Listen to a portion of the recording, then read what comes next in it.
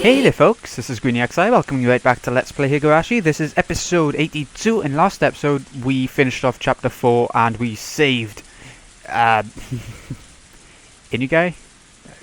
I don't know. But we saved him. The hostage. We'll go for the hostage. The name has completely left me. But yeah, let's carry on, see what else the game has in store for us. Who knows? That was my first time losing consciousness. You often hear of regaining consciousness on top of a bed, but this was my first time actually experiencing it. Oh, he's in the hospital. That's good. Hello? Are you okay? Realizing that I was awake, a young doctor called out to me. I didn't intend to respond, but it seems my body language had told him I was conscious. My head was wrapped in bandages. The scratches all over my body had also been treated.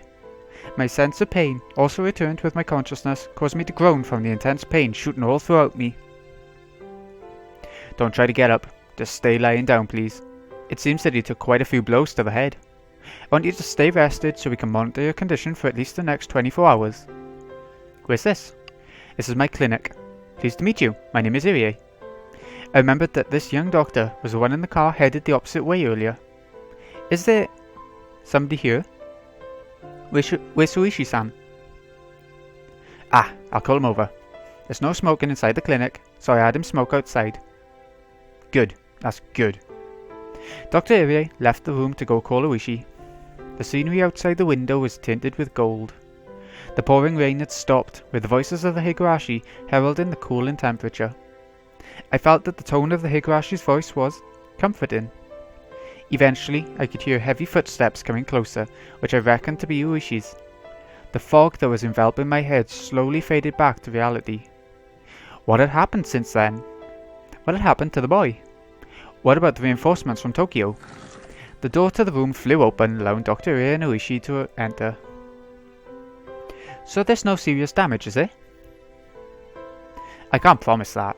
I assessed the wound to his head was dangerous the moment I saw it. Got it. I want to have a little chat alone with him for a bit. Would you mind? Yeah, go ahead. Call me if anything happens. Uishi, after basically forcing Dr. Irie outside, shut the door. How are you feeling? I did something I'm not used to, so I'm pretty banged up all over. Ah. Uishi brought over a folding chair that was leaning against the wall and sat down beside the bed. Were the perpetrators arrested? Unfortunately, no. They probably already fled the prefecture or are being hidden by the villagers.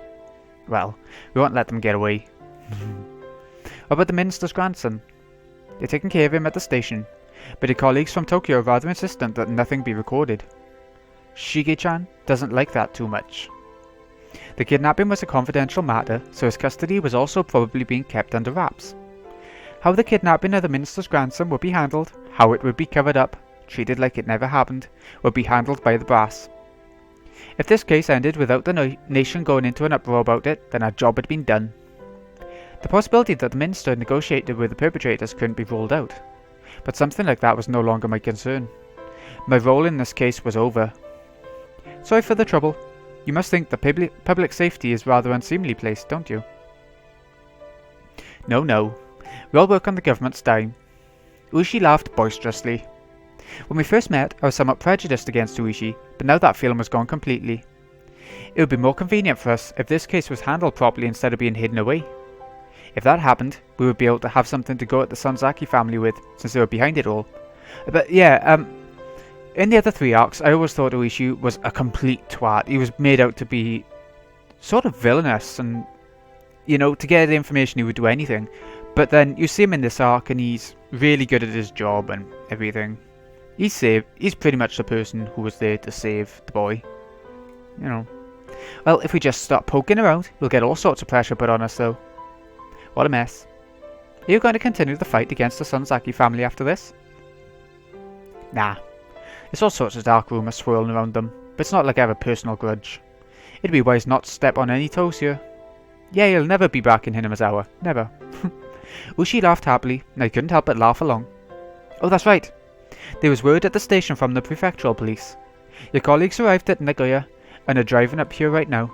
You got your battle scars, so you're being recalled to Tokyo apparently. That's how it's shaking up. Good job. Your work in Akanamaya is safely over. I was being recalled to Tokyo. I inadvertently breathed a sigh of relief when I heard those words. I'm deeply thankful for your cooperation, Uishi-san. It seems the collaboration fee I paid you didn't go to waste. Yeah, I kinda meant that as a joke though. Ushi took out his wallet, casually pulled out several large bills, and jammed them into the breast pocket of my shirt. This isn't a refund on a collaboration for you here. This is just me gifting you a little spending money. The booze round here is pretty good. Use this to buy yourself a little souvenir. Ushi flashed me a grin. If your injuries turn out to be not too serious, call me before you head back to Tokyo, will you? The old man and Sato-san said they'd like to sit at a table with you again. Oh my! I can't refuse that. And no tricks this time. Just some plain old fun. They always say that. This world is done for if an active officer can cheat that blatantly. It's not often that we meet someone who's more than a match for us. It's too bad you're going back to Tokyo. When I heard the words going back to Tokyo from Uishi, I was reminded once again that I was relieved from my duties. Soon, Yukie would be given birth. It might still be possible to attend the delivery that I had at one time given up on. When I thought that, the pain from my injuries became trivial. I wanted to hurry back to Tokyo and see Yukie at once. Can you pretend that your injuries are a bit more serious and hang around Okinamaya for a bit? I can introduce you to a few nice places.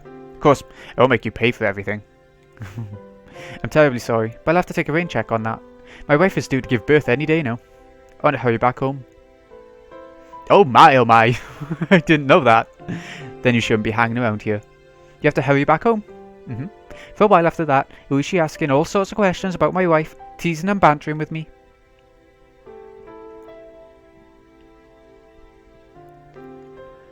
Well then, how do you feel? Think you can get up? Yeah, it's not so bad thanks to you. I can get up and walk no problem. I stood up and shuffled around for a bit, which seemed to amuse Uishi. He always laughs. Nah, I just thought that he might not feel comfortable at the hospital in Hinamazawa. Dr. Irie said he wanted you to stay overnight. But we still haven't caught the perpetrators. For the time being, this is enemy territory for you after all. You saying this hospital isn't safe? Well, Dr. Irie is somebody who's well regarded in the community. I don't think anything will happen when you're here, but I'm more worried about your mental health. I'd relaxed a bit now.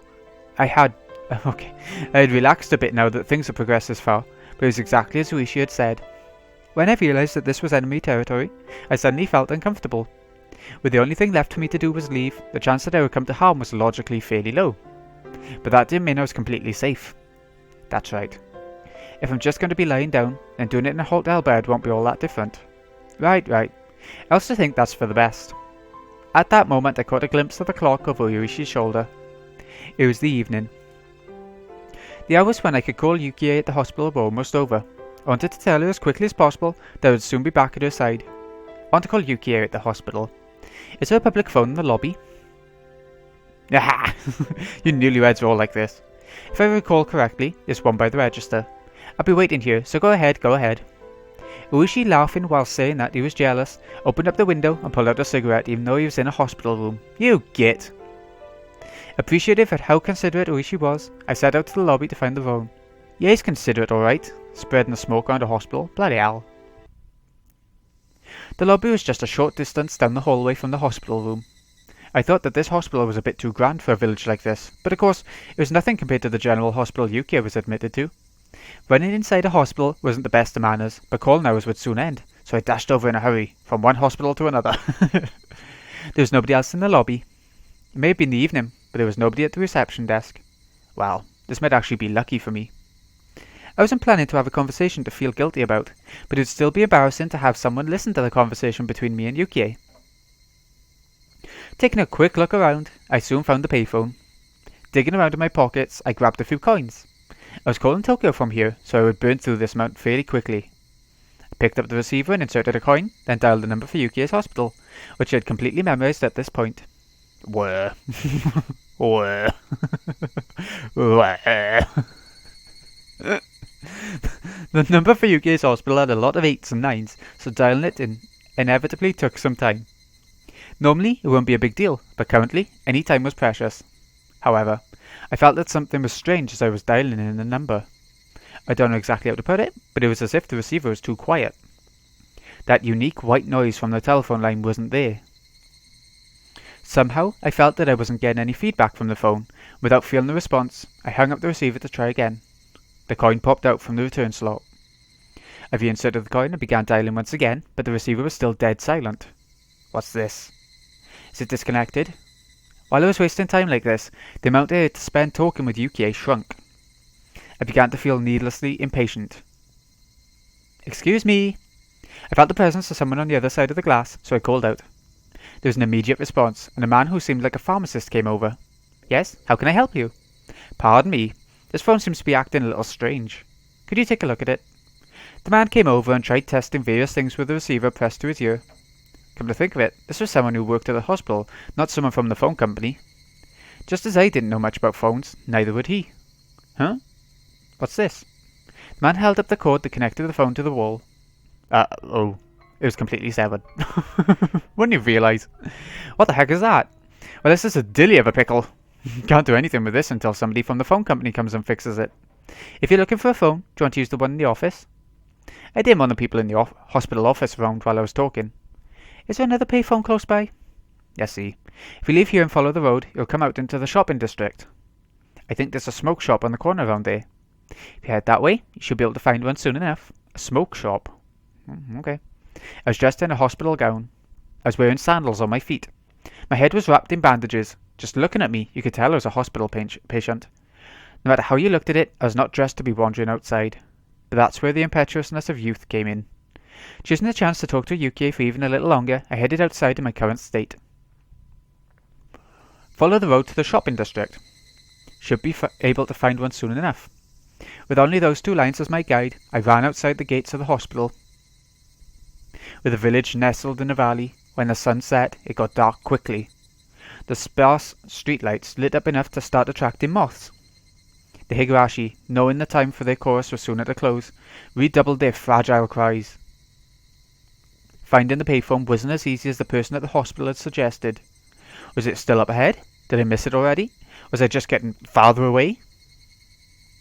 Just as I was about to get crushed by the wave of uncertainty towering over me, I found a shop on the corner with cigarettes written on a small sign. My joy spurred me onwards. Just as I had heard at the hospital, set next to the counter of the cigarette shop was an antiquated payphone. Cigarette shop's quite strange. I know they got e-cig shops around my area now, 1 or 2 of them. But cigarette shops on their own? Actually, I have seen them in Spain. They're popular in Spain. Okay, they're not that weird then. I wasn't wearing a watch, so I didn't know what time it was. I probably didn't have much left though. But it was enough. Just as long as I could tell Yukie my job was done, and I would be coming home soon. Picking up the receiver, I slid a coin down the slot, but I felt that something was strange, just like at the hospital. Even after inserting the coin, the phone showed no response. I hung up the receiver and tried putting in the coin one more time, but there was absolutely no response. This phone was dead. It couldn't be. Thinking that, I felt along the cord that protruded from the back of the phone. Doing that, my hands found the end of a completely severed line. What is this? Having now had the same thing happen twice, my bafflement was accompanied by a sense of unease. It seemed that the cord had been severed cleanly by a sharp blade of some sort. And I may be mistaken, but it didn't look like much time had passed since it was cut. Excuse me. Hello? Opening up the booth window of the tobacco shop, I looked for someone in the dimly lit interior. Eventually, there were the sounds of somebody plodding down the stairs, and an old lady appeared. The old lady's plodding and lethargic steps, for some reason, only served to make me more frantic. You need some cigarettes? I'll need to get my husband. I'm not here to buy cigarettes. Rather this phone here. Realizing that saying the phone was broken and asking them to take a look at it was going to get me nowhere, I swallowed back my words. Sorry, it seems that this phone is broken. I was wondering if you could tell me where there's another payphone. The old lady moved her jaw up and down slowly as if chewing on the meaning of my words. It seemed that she wouldn't understand until she had digested things thoroughly. So the phone is broken? That's a dilly of a pickle. Same words. You should try another payphone. The old lady directed me to another payphone that seemed quite a ways away. Her way of telling me was so long-winded that I inadvertently started to get impatient. At that moment I spotted a clock in the dim interior of the store. The minute hand was just about to point straight up. Even if there was a phone right here that I could use, I would only be able to tell Yukie good night with the time I had left. On top of that, my destination was a remote payphone which I didn't know how the exact distance to.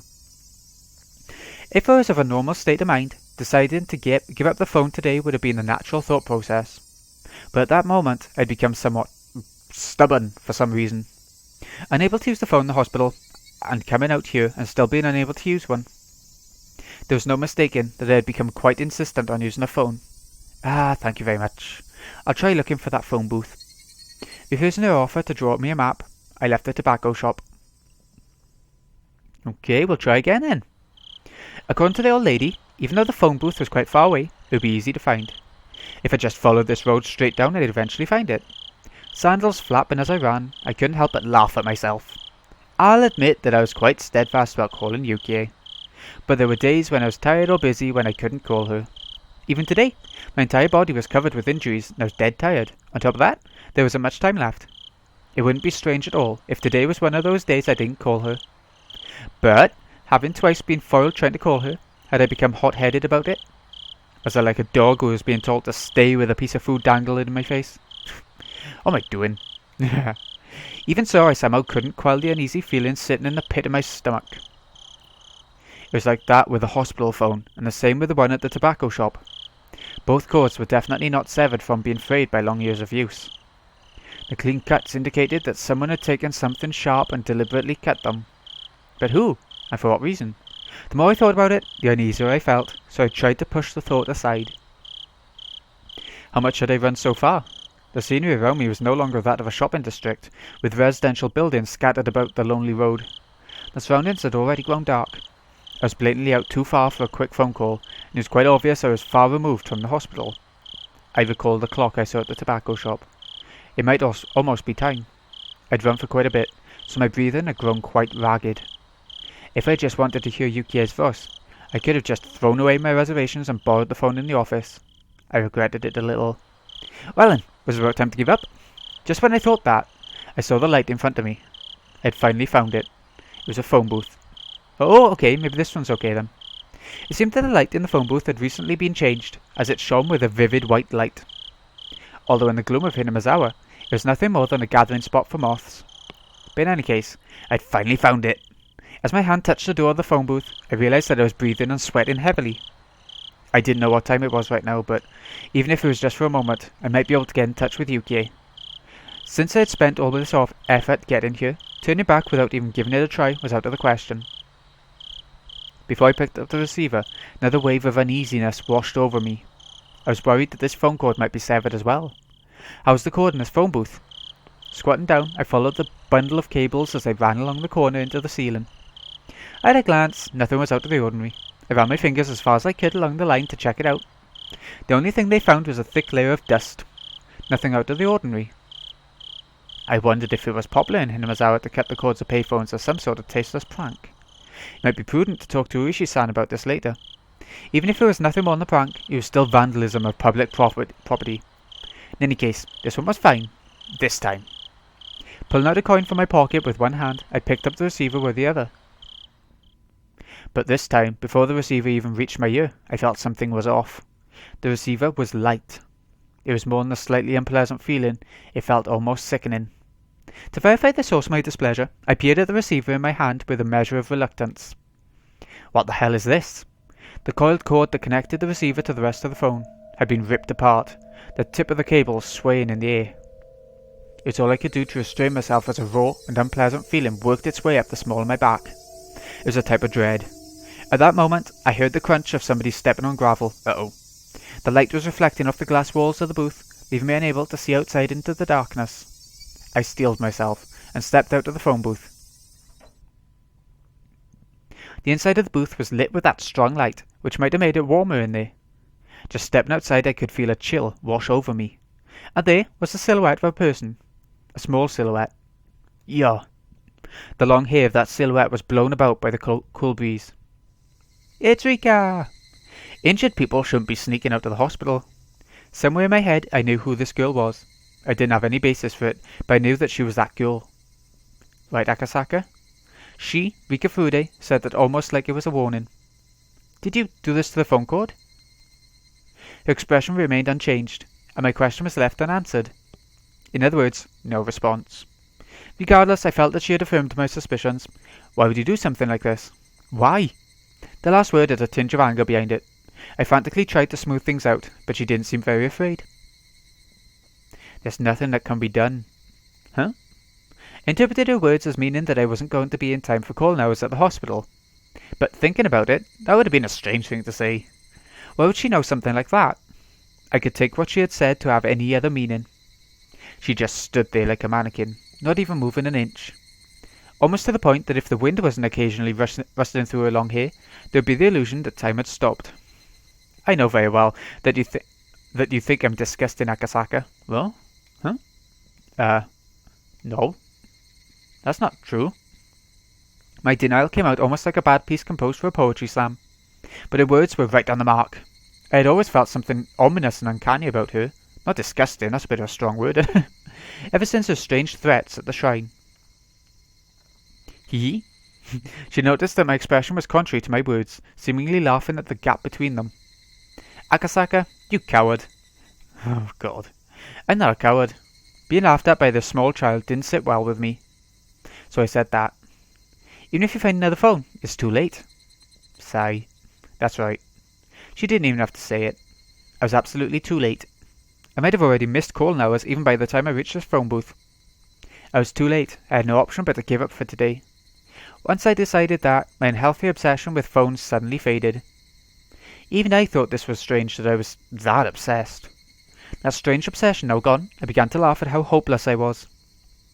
I mean, just look at what I was wearing. It wasn't normal. Hospital gown and sandals. My head wrapped in bandages and my body completely soaked in sweat. It was a wonder that the old lady at the tobacco shop wasn't surprised to see me. With wanting to hear Yuki's voice as my motive, I had traipsed round the town the entire evening. I didn't know whether to call it the follies of youth or simply plain embarrassing. In any case, it was all I could do but to laugh at myself. Now, there's nothing left for Akasaka to do tonight. You're right, there's nothing. I'll just quietly return to the hospital. That's fine. Do you know the way? I hope I do. I can imagine getting lost in the dark in that town now. Bloody hell. She waved her little hand as I began to head back the way I came. She began to follow alongside me. Looking at her face, I could see that she wore a mischievous smile, as if she were extremely interested in whether or not I would get lost. You little shit. Is Rika-chan's house also this way? It is. Won't your parents be mad that you're walking around alone at this hour? She's not alone. Not really. My parents are busy today, so they probably forgot about me. Even then, especially if you head on home, they'll definitely be angry. Even if they are, it's much more interesting to talk with Akasaka, so I'm fine. She said that with a face free from worry as she looked up at me once more and smiled. When she showed me that smile, the eerie feeling surrounding her faded. But even then, she was still as mysterious to me as ever. We arrived at the corner I had turned at earlier, but it was much darker than before. With the point of view changed on the return trip, I wasn't very confident that this actually was the corner I turned at. There's not mistake. It had to be this corner. As I began to move my feet again, the girl grabbed onto my clothes. Isn't Akasaka going back to the hospital? Of course, at least I intend to. Am I going the wrong way? A short moment of silence. Eventually, still holding onto my clothes, she began to walk. It was the beginning of the walk to the hospital this mysterious girl would take me on. Oh, okay. End of chapter. Part. That was a good one, actually. I actually enjoyed this part. It was very quiet, very subtle. But I really liked Akasaka's thought processes as he was going for the phones and stuff, and just knowing that something was coming. You just don't know what, and we still don't know what. Just weird how Rika was there, right? Anyways, bit of a shorter episode today. As short as they get in this game, I guess. This has been Greenie XI. Hope you've enjoyed. Thank you so much for watching. I'll see you again in a bit when we go for the rest of chapter 5 and we see just what Rika has to say and how it carries on. See you in a bit, folks.